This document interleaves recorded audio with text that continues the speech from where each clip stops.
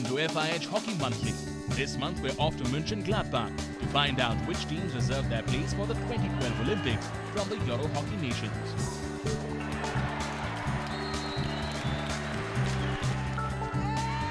South African star Pietie Coetzee reflects on her world record-breaking feat. We meet the third musketeer of the Spanish attack, Terraza's own Eddie Tobar. And we find out how German hockey embraced the change as they bank on their youth to defend the Olympic title.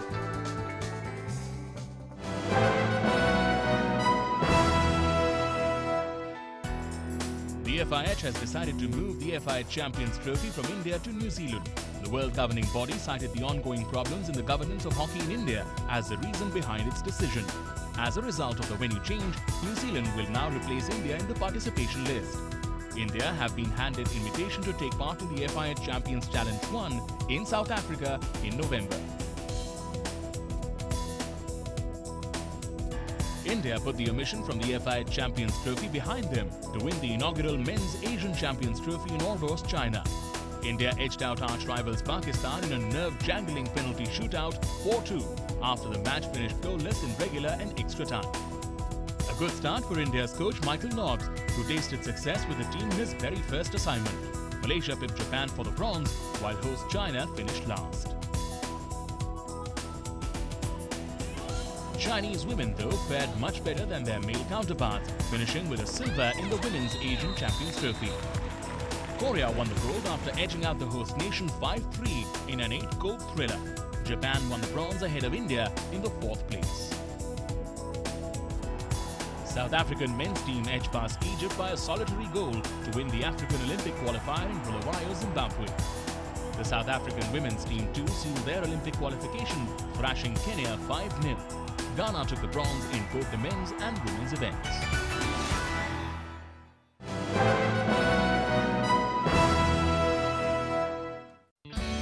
Our first destination on the show is Mönchengladbach. Built around a cathedral, the German city lies halfway between Düsseldorf and the Dutch border. Hidden behind these quiet and serene surroundings is a history of significant past struggles between the 18th and the 19th centuries. In August, the city witnessed the tussle for European hockey supremacy.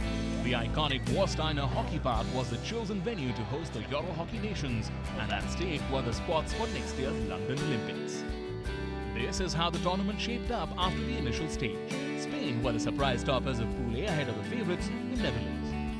The Dutch faced England in the semi-finals as they topped Pool B above host Germany, who set up a last four clash with Spain. First up, it was the Dutch side against the English, and the Champions Trophy winners came out on top with a 2-0 win. Carleen Dirkse, Van der Heuvel and Kim Langer scored for the Oranje as they sealed their Olympic qualification. With England, the host nation, losing, there was only one direct spot left for the Olympics now. That made the semi-final clash between Germany and Spain even more significant. And it was the German side that rose to the occasion, beating Spain 2-1 thanks to goals by Aline Hoffmann and Natasha Keller. Seven-time champions, the Netherlands squared off against rivals Germany in the final. The Dutch reigned supreme with Madeleine Agliotti, Helene Hoog and Lideaway Welton scoring on the night. The win sealed an unprecedented 8th European title for the Netherlands.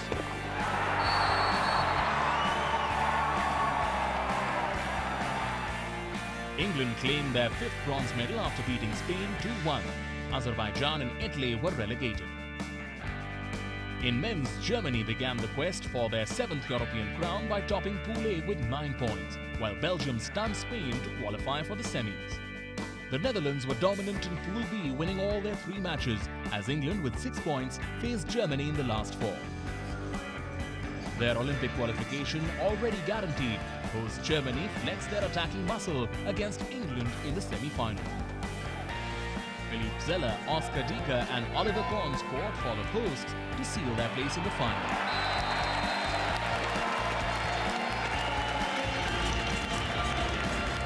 Belgium, still celebrating their Olympic berth, took on the Netherlands in the other semi-final and took a shocking 2-1 lead by the half-hour mark. But a couple of blistering brand flakes by Take Taikema helped the Dutch emerge victorious, 4-2. History was against the Dutch as they clashed with familiar foes Germany in the final. The Germans had beaten the Oranje in all the 5 previous finals in this tournament, and it seemed to be going on a similar line when Pietie Coetzee struck the first blow. The Dutch, though, managed to put it back through Roderick Mustafa. Moritz Förster ensured the Germans went to the dressing room happier with a goal minutes before half-time. Tykema made it 2-3, but Florian Fuchs and Oliver Kahn made sure that Germany took their title number 7 in the Euros.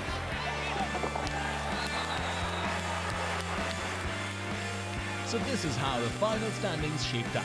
England finished with a bronze in both the men's and women's competition. Spain avoided relegation by finishing 6th as Belgium celebrated their 4th place finish with a qualification for the Olympics.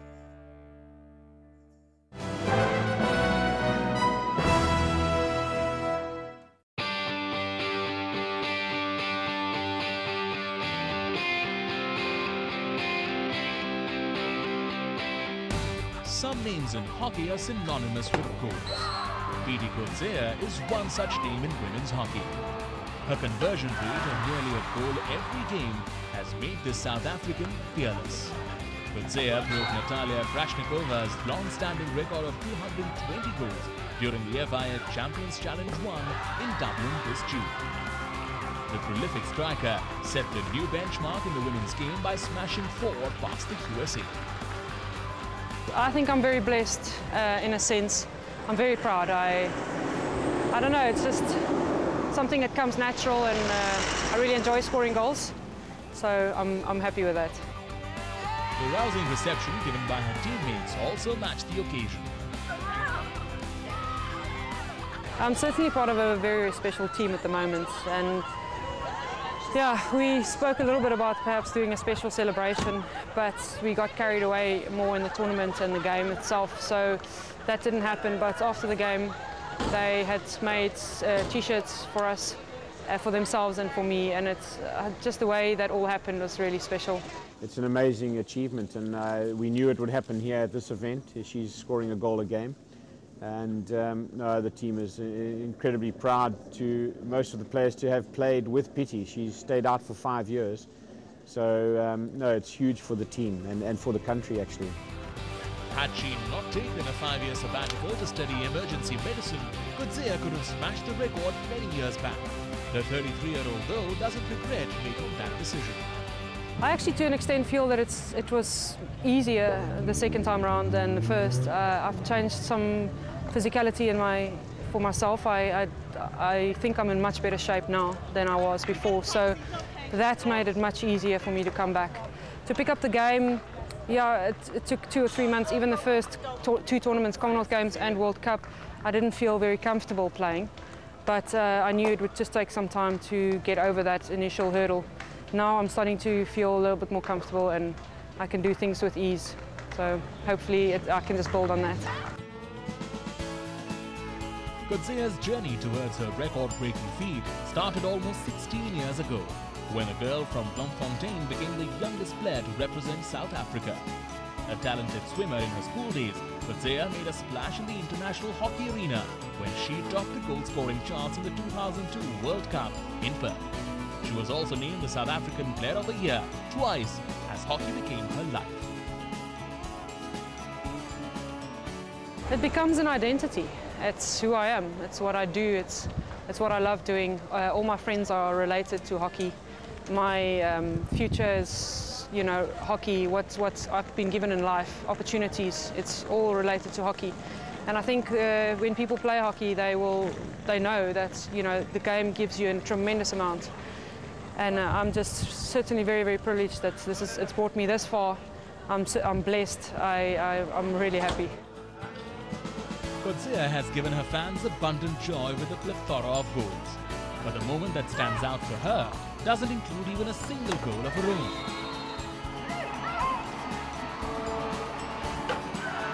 I watched the World Cup in Utrecht, 1998. And what stuck out for me was the final match of the Men's World Cup was a Dutchman who scored the final goal in extra time. And obviously Holland won that game.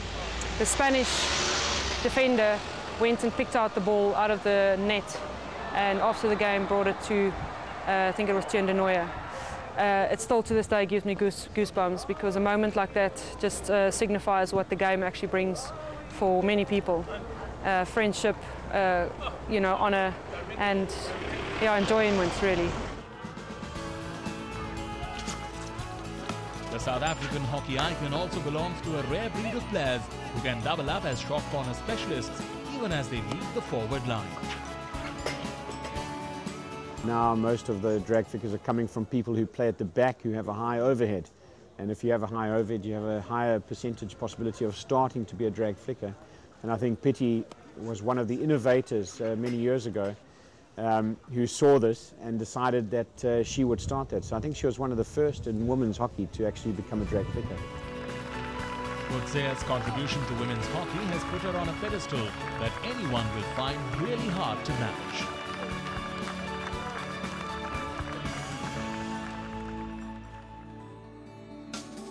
Up next, Eddie Tabau talks about the magical chemistry he shares with his Spanish strike partners, Santi Fraser and Paul Amat. And we chat out with the German hockey president, Stephen Abel, who shares the secret behind the amazing German efficiency in hockey.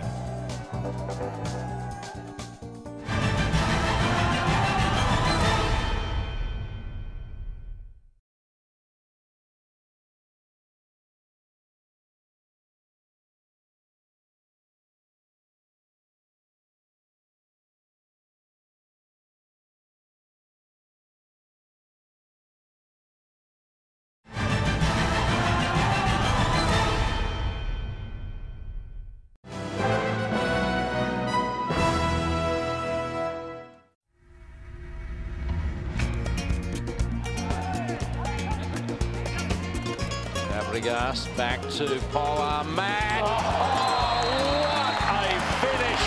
What a goal! And there's room here for Tabau. Lays it off nicely underneath. They've got numbers here. Spain, what a finish! What a goal into the top left-hand corner.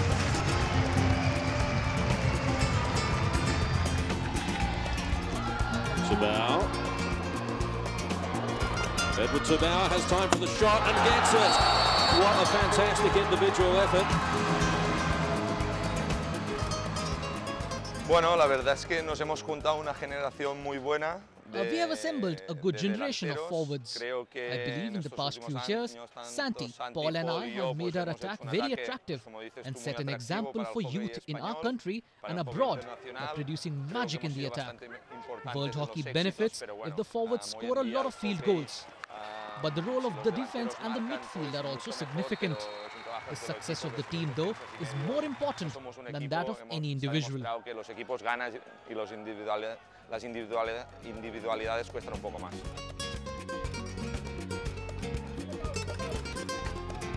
The three amigos of Spanish hockey, Paul Amat, Santi Fraser and Eddie Tabau, have made the Spanish attack one of the most entertaining and revered in modern hockey. While Amat and Fraser have often captured the imagination, Tabau's dribble appeal hasn't quite matched the aura of his strike partners yet. For the team, though, he remains just as important. I don't say he's in the background. He's totally with us, and he's just an amazing striker. And we are a team, and in a team you divide it just in the lines in the team. I never divide it individually because it is not fair. I think Eddie is just an amazing forward, as well as Paul. Sí, bueno, la verdad es que es bastante vergonzoso en estas cosas. The truth is that there isn't enough substance in these things, but that happens in most sports, including soccer and basketball. Still, we feel that the team's success is more important than the individual recognition. And that's why Santi, Paul and I try to complement each other. They can't live without me, and I can't live without them. Podríamos decir que Santi no puede vivir sin Paul y sin mí, yo no puedo vivir sin Paul y Santi, y creo que los tres pues vamos haciendo bastante trabajo. One of the reasons behind their amazing chemistry is the fact that Tabau, like Fraser and Amat, was born and raised in the Spanish hockey hotbed of Terraza. And like most of the youngsters in the town, he was thrust into hockey early. Hockey desde pequeño pues te inculcan I've played hockey since I was 4 years old. My whole family, my mother, father, older sister and uncle, we were all into the game. So we played hockey whether we liked it or not.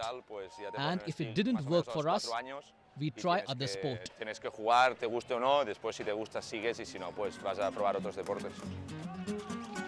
The skillful forward, renowned for his fierce reverse stick shot, made his Spanish debut at the age of 18 in 1999. Bilbao's all-round attacking game really blossomed under the tutelage of Moritz Hendricks. The Dutchman's 6-year reign between 2002 and 2008 was the golden era of Spanish hockey, when they won medals in almost every event. Under Hendricks, Eddie, Paul and Fraser also established themselves as the most feared attacking trio in the game. Bueno, yo creo que Mauric hizo pues una labor muy importante, ¿no? Nos cogió. The role of Moritz Hendricks was very important. Our character and playing style were transformed by him. He taught us the virtues of sacrifice, hard work and humility. And all that resulted in Spain becoming one of the top 4 sides in the world. And now we have to recognize that it's very important for us to keep working hard and stay on top. Se tiene que reconocer que, bueno, que es una pérdida importante, pero bueno, estamos ahí volviendo a trabajar para con Dani seguir estando arriba. Since the departure of Hendricks in 2008, Spain has lost some of its sheen and competitiveness. They finished 5th in the World Cup and a disappointing 6th at the Euro Hockey Nations, leaving them to contest in Olympic qualifiers. Coach Danny Martin also has the big task of guiding the side through transition with many great players like Eddie and Paul in the autumn of their careers.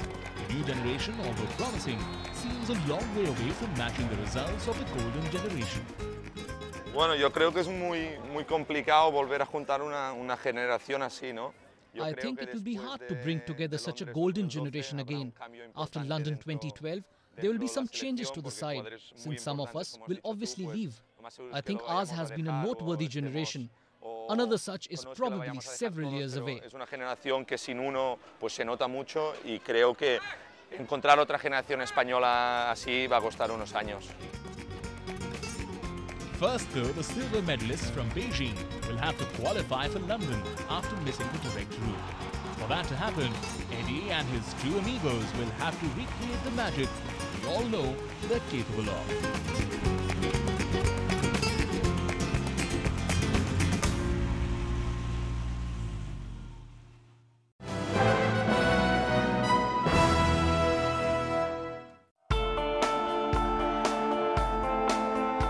It's been a mixed bag for the Olympic champions Germany since capturing the gold in Beijing 3 years back.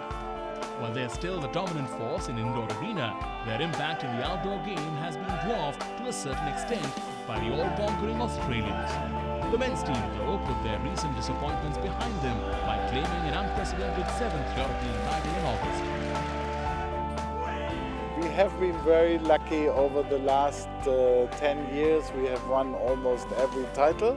It's not only that I think everybody who has ever played hockey wants to win. If you are on a pitch, you want to win, yeah? But you have to have the mental strength to know that the game is over when the umpire whistles and not 1 second before. Yeah? And we have had many matches where we, in the last 5 minutes, turned a match around, and that is primarily mental strength rather than physical strength. While the current German team remains a well-drilled outfit like the teams of yesteryears, the think tank has done away with the rigid structure of the past and added new efforts to keep up with the constantly evolving game. The style of men's hockey has changed. We are playing more flexible and, let's say, give the players more possibilities to develop themselves. So the German hockey used to be, let's say, defined by having almost perfect defense play. And I think today we allow also the midfielders and the forward players to do individual things, which will make the game more interesting, in my opinion. Young attacking stars like Florian Fuchs and Marco Miltau are all the products of the change brought within the German system, which really sets high standards for the rest to follow. We have 385 clubs, and in these clubs the talents are found. Yeah, and they are found when they are 10 years old. They are then reported to the coaches of the province, and there the players are developed. And I think the good thing is that we work like a coach collective. So the under-16 coach has direct communication with under-18, under-21, and through that we can allow an 18-year-old player to play in the national team, and he knows everything. He knows the tactic, he knows the details of training. The proof of that was certainly reflected in New Delhi last year, when the free-scoring Germans won the silver medal in the Hero Honda FIH World Cup with an average age of just over 23. Their biggest hallmark over the years has been the ability to replace established players with youngsters who have made seamless transition into the international game.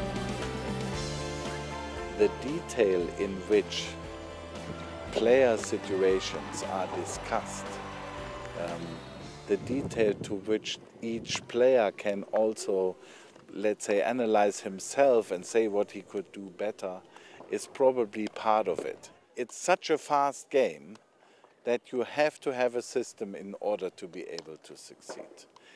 You at the same time have to allow individual play, but only within the system. We had always good young players, and when I see Florian Fuchs, for example, or Marco Milkau, perhaps, you see that there are players, when you finish, who can play your role in the team, who can play your position, and that has been always so. Yeah, the team is not getting worse. Yeah, we are staying in the top of the world, and that's nice to see, and that's good to know when I finish that there are some good forwards who are also able to score goals and to play in a good team, and yeah. The German efficiency has rarely been absent on the big stage. That looks set to continue at the Olympics next year, when their traditional traits will be backed up by the vitality of youth and a refreshing, attack-minded approach.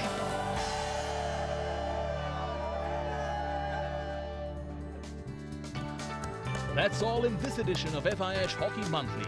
Next month, we profile Pakistan's Rehan Butt, a veteran who has been shouldering his team's attack for over a decade. See you then.